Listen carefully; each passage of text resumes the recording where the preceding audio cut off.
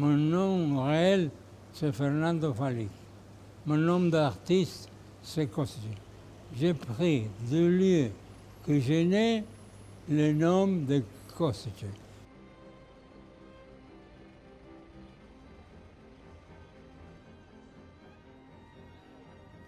À partir de mon petite enfance, quand j'ai arrivé à Buenos Aires avec un bateau, que ça démorait 35 jours, le voyage de la France à Buenos Aires.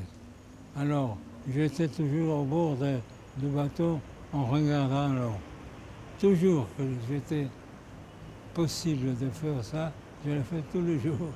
Regardant, simplement regardant l'eau.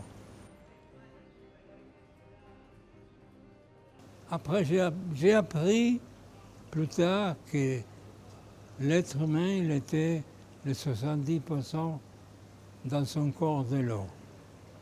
Et après, j'ai appris aussi que l'origine de l'humanité, c'est l'eau. La naissance de l'être humain, c'est à partir de l'eau. Alors tout ça, ça m'a donné une solution dans une œuvre en art, toutes ces choses-là. C'était un monde contradictoire parfois, mais évidemment, la nécessité, la confrontation, c'était valable à partir de que si je fais une œuvre d'avant-garde, c'est indiscutable.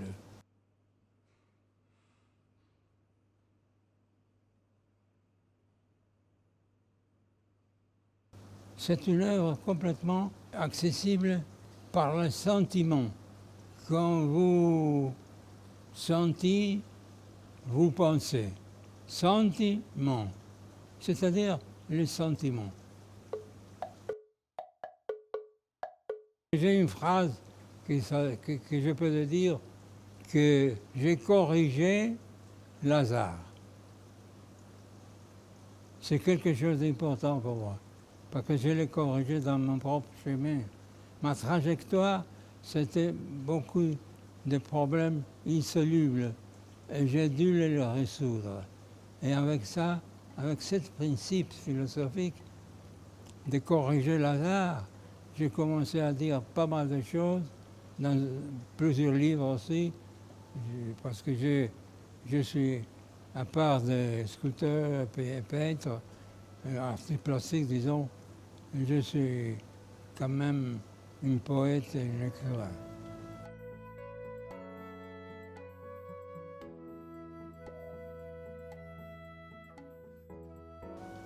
Les arts cinétiques, j'étais le premier qui l'a fait. Je suis convaincu de mon vérité. Je ne dois pas le convaincre, le spectateur. Le spectateur, il doit être convaincu avec soi-même d'une qualité, si on peut dire, de l'œuvre d'art. J'étais toujours d'avant-garde. J'étais toujours dans l'avant-garde. L'avant-garde, c'était pour moi une nécessité complètement réalisable à mesure que j'étais convaincu de moi-même et de ma force de volonté de l'imposer.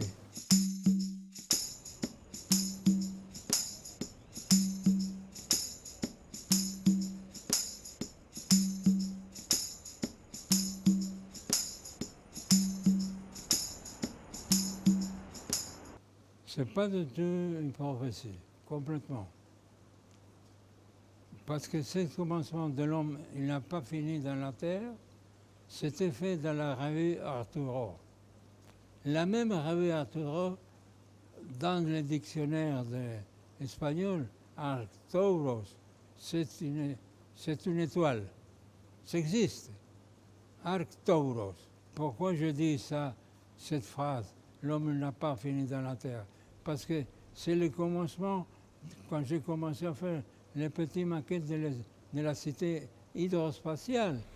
C'est-à-dire, je suis convaincu, et ce n'est pas une utopie, je suis convaincu que la cité hydrospatiale, d'ici à 20-25 ans, ce sera possible de le faire.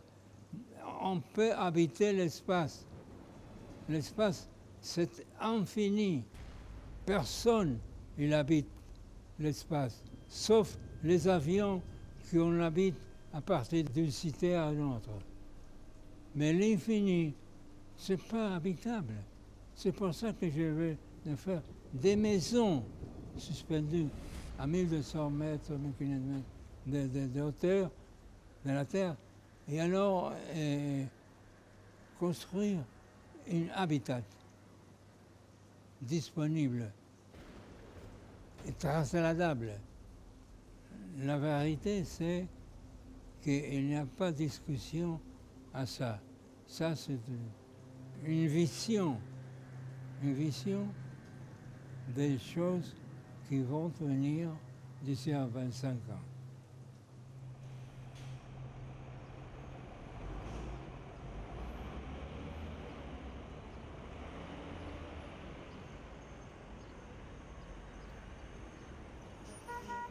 Le secrétaire général des acquisitions du Centre Pompidou, Mme Morino, m'a fait une note qu'il appelle Gyula Kosice une visionnaire. Et c'est justement ce que je suis. Parce que je le mérite.